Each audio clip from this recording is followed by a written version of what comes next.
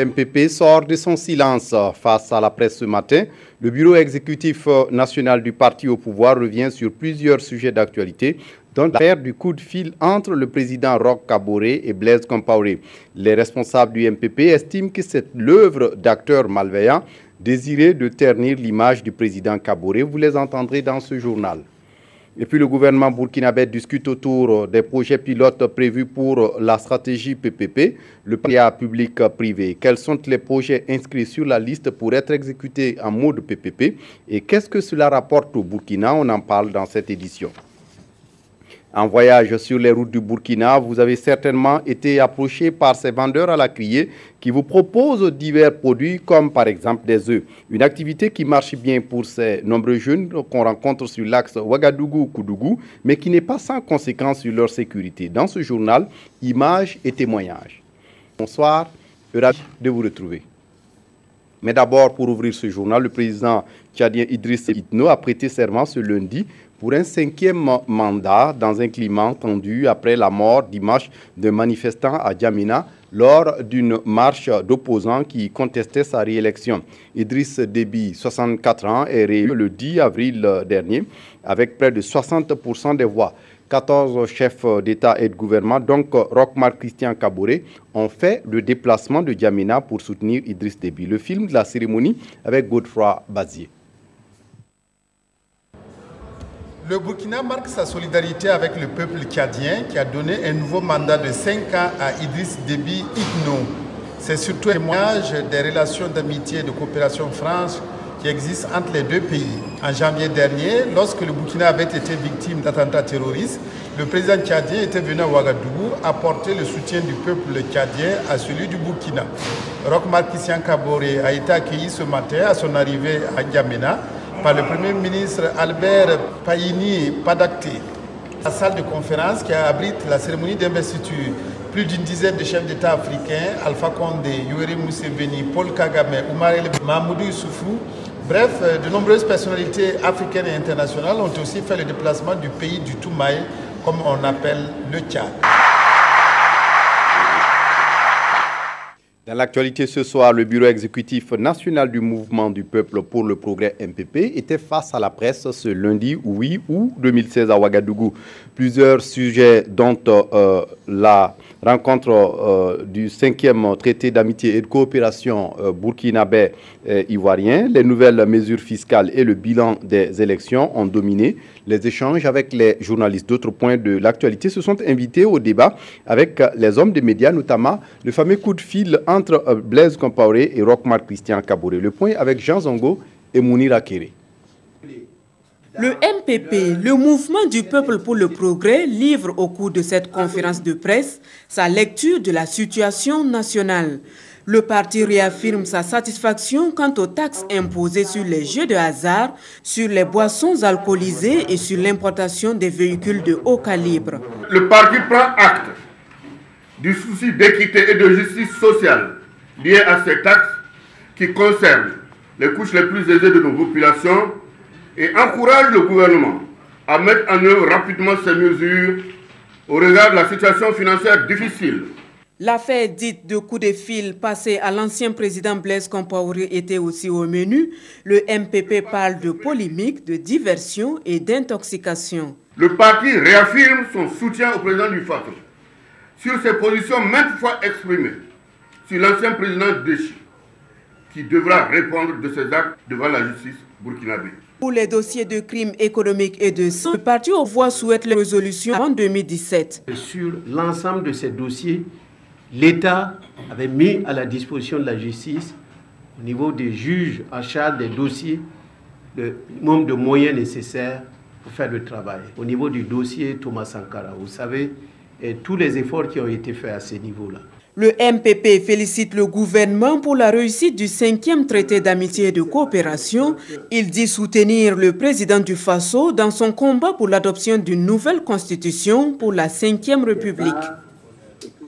L'ambassadeur des États-Unis au Burkina, chez le président de la CENI, Toulinabo Mouchengue, est allé échanger sur ce qui peut être les priorités de l'institution chargée d'organiser les élections au Burkina Faso. Une visite de courtoisie qui s'inscrit dans la continuité de l'accompagnement des États-Unis au Burkina Faso, nous dit ici Moumouni Soubega. L'ambassadeur des États-Unis d'Amérique dans les locaux de la CENI. Une visite de courtoisie à la nouvelle équipe de la commission électorale, dirait le diplomate américain. C'est aussi une occasion pour Toulinabo Mouchengue de renouveler le partenariat entre l'ambassade des États-Unis et la CENI. C'est une institution très respectée au niveau des États-Unis, je crois au niveau mondial. Les Burkinabés ont voir ce que la CENI pouvait faire. Et bien sûr, nous espérons que nous, comme partenaires, nous allons continuer à accompagner la CENI.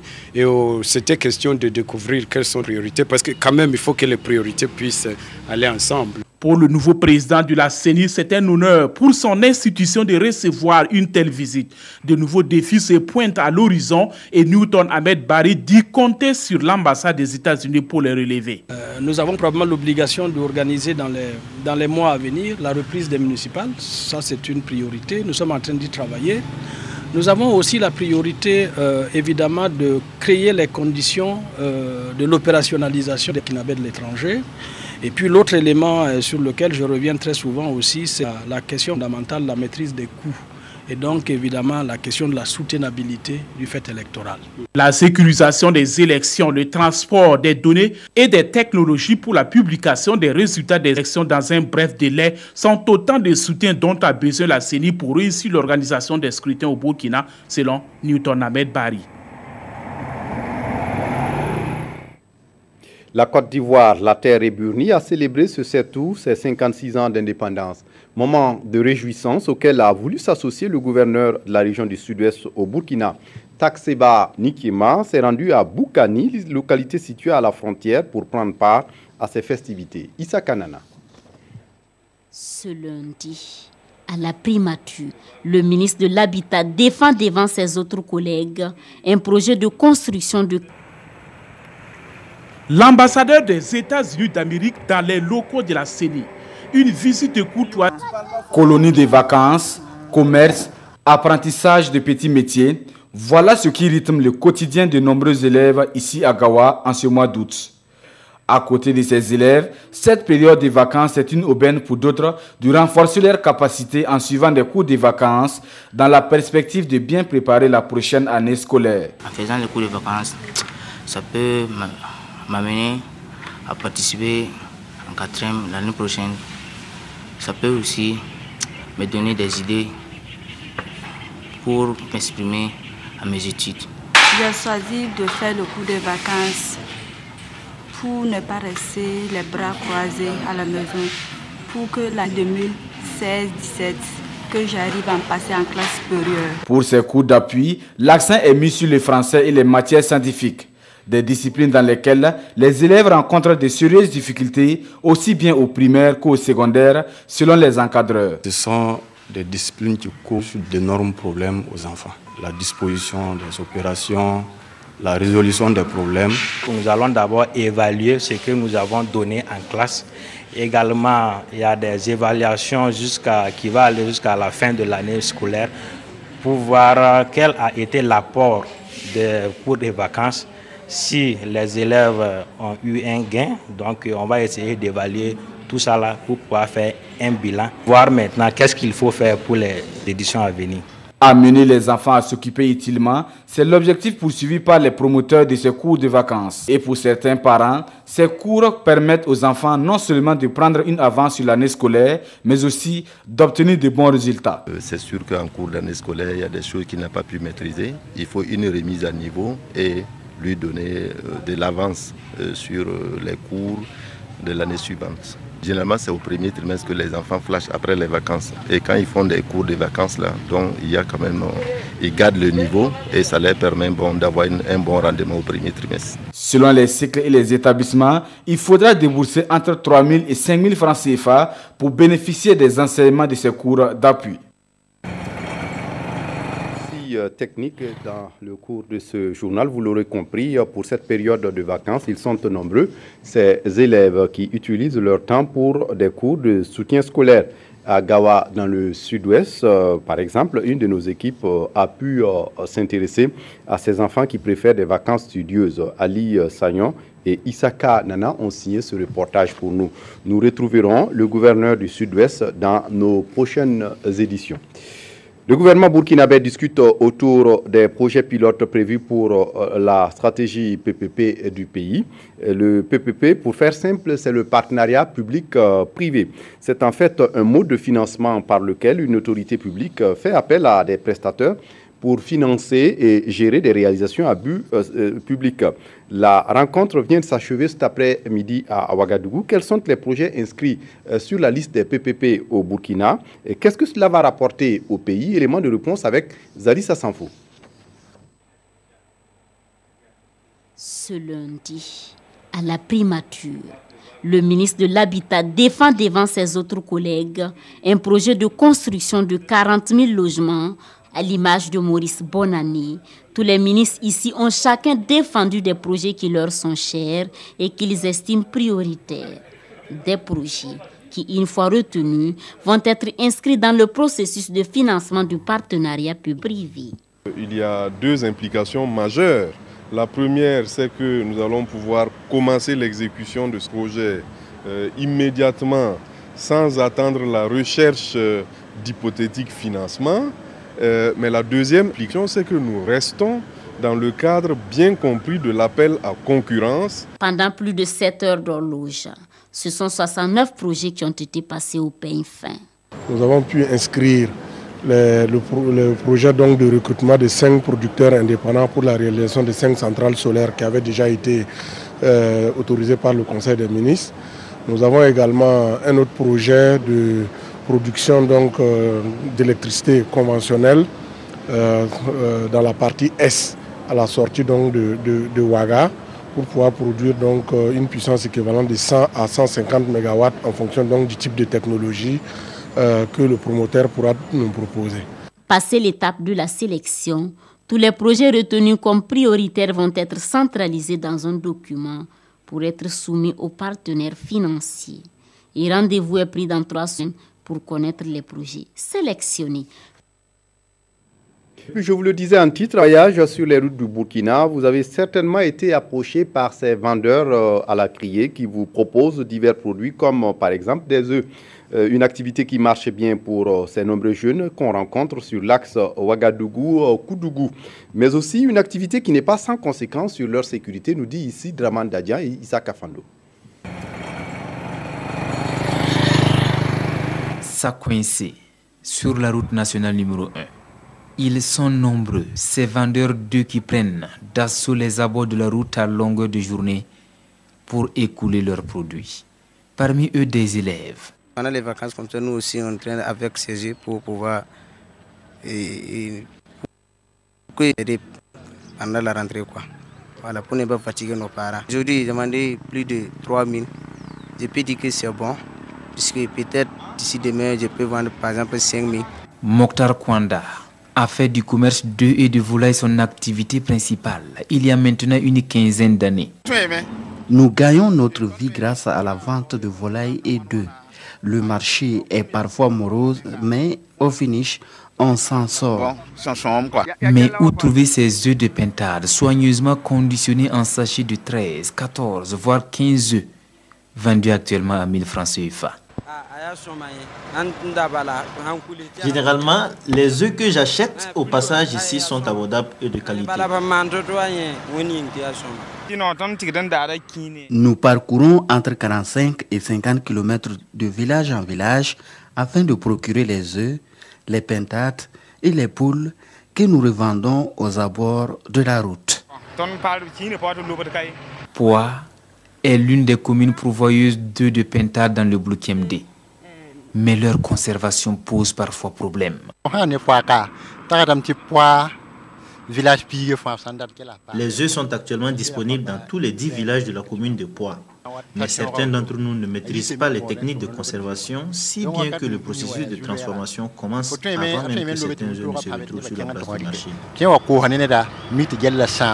Et c'est le client qui en paye les frais. Cette vente à la sauvette aux abords des routes est certes une activité rentable, Mais accoster des véhicules en pleine circulation, c'est vraiment prendre des risques. Au ministère de la Justice, on réfléchit sur la modernisation des services. Il s'agit depuis ce matin d'entreprendre des réformes pour informatiser les procédures judiciaires.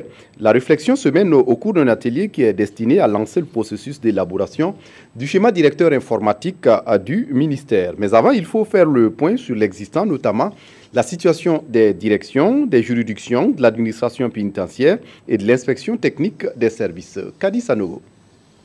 Cet atelier fait suite à la validation de l'orientation du schéma directeur informatique le 25 mars dernier par le ministère en charge de la Justice.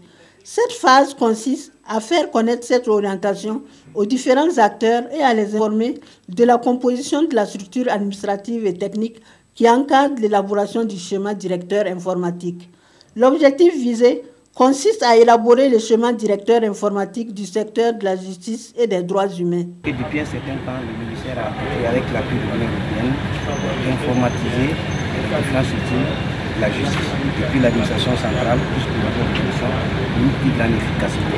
Donc il y a des experts qui ont été fournis à ce travail, qui ont élaboré le scénario. Faisons ce scénario-là, qui va être proposé aux participants pour recueillir les amendements. Ce projet a bénéficié de l'appui financier de l'Union européenne. La gestion de la justice, c'est un appui au management, au mode d'organisation des tribunaux, afin qu'ils soient plus rentables, qu'ils rendent des jugements dans des délais plus rapides. C'est une des difficultés que la population relève tout le temps, c'est le temps que ça prend la justice. Donc on va essayer d'appuyer, de trouver avec les magistrats des méthodes pour que ça aille plus vite.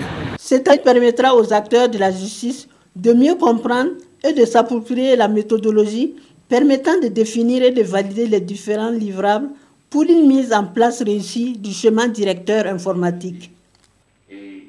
En cinéma, d'ici à septembre 2016, si tout va bien, vous aurez sur le petit écran une série de 52 épisodes sous forme de gag. Voilà à faire, c'est le titre de la série que vous propose le réalisateur ghanéen Boubi Kouk et qui revient sur des faits de société. Haruna Maré et Mokhtar Ouedraogo étaient témoins du clap du lancement, témoignages et images. Ce clap électronique de tournage donné, ce sont au total 52 épisodes de la nouvelle série Voilà à faire qui seront réalisés. Chaque épisode a une durée d'1 à 3 minutes. Le film est un miroir du quotidien sur fond d'humour. C'est un projet mis en route par Boom Media, une structure de production audiovisuelle qui se lance désormais dans le 7e art. Ah, Chier, il m'a 135. Depuis là, tu me fais tourner. J'étais déjà là. Mais depuis là... Je vais me fâcher. Non, ne te fâche pas. C'est le quotidien des Africains. C'est pas quotidien africain, c'est pas forcément burkinabé, c'est africain. Moi, je suis un Ghanéen, donc j'ai amené un peu de Ghana. Il y a des conseils dedans, surtout il y a des couples, il y a la famille, il y a l'école, il y a tout quoi. Boubi Kouk est un réalisateur ghanéen installé au Burkina depuis une dizaine d'années. Son film vient ainsi enrichir la production nationale. J'ai eu l'occasion d'échanger, de discuter avec les promoteurs. J'ai vu un peu le concept. Je ne dirais pas que c'est innovant parce que les gags, on en a déjà fait, mais de par la qualité, de par la façon de narrer les histoires à travers ces différents gags, j'ai senti une certaine innovation. Et pour qui connaît Boom Media également, il faut un travail de qualité. Plusieurs chaînes de télévision sont déjà intéressées par la série. Voilà à faire sera disponible dans 2 mois. Son budget se chiffre à plus d'une dizaine de millions de francs CFA. En littérature, Moussa Sanou signe son 2e essai politique. Renouveau du Burkina Faso, Roch est-il l'homme de la situation? C'est le titre qu'il nous propose. Après la page de la transition politique, le jeune auteur s'interroge sur les chances du président Roch Marc Christian Kaboré, qui a remporté la présidentielle de novembre 2015 au Burkina, à transformer le rêve des Burkinabés qui ne demandent qu'à vivre heureux. La dédicace de l'ouvrage est intervenue ce 28 juillet à Bobo-Dioulasso en présence de Moumouni Baro. À moins d'1 an, l'écrivain journaliste Moussa Sanon met à la disposition des lecteurs son 2e essai politique intitulé « Renouveau du Burkina Faso, Roch est-il l'homme de la situation ?»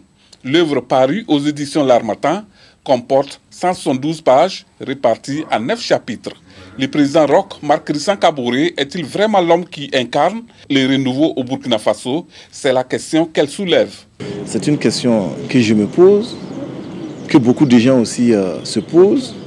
Il y a eu l'insurrection, il y a eu le retour à l'ordre constitutionnel normal. Roch-Marc Christian Kaboré, comme tant d'autres candidats à l'élection présidentielle, avait aussi fait des promesses. Le temps maintenant est venu de le juger sur le terrain. Et comme nous sommes habitués au discours des politiciens, ce qu'ils disent, ce n'est pas ce qu'ils font. Donc il faut bien qu'on s'interroge. La dédicace de l'œuvre a mobilisé la présence des parents, des confrères, des organisations de la société civile et bien d'autres invités.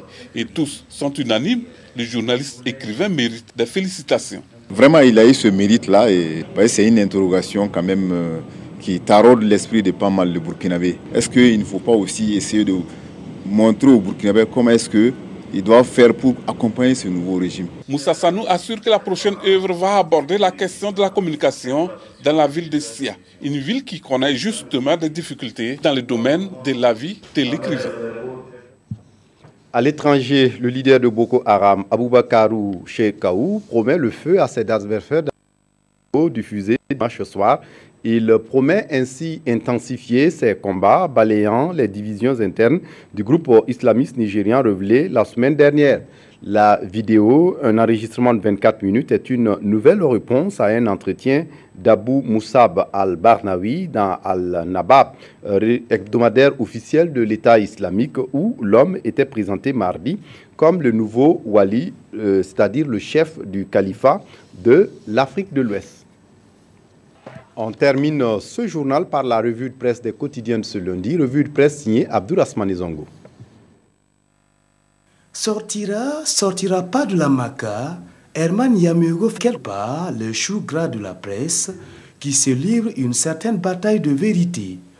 Si pour l'Express du Faso, ce dernier qualifié, je cite, de dernier bandit civil des putschistes est en liberté provisoire, l'Obs plutôt dément par une interrogation.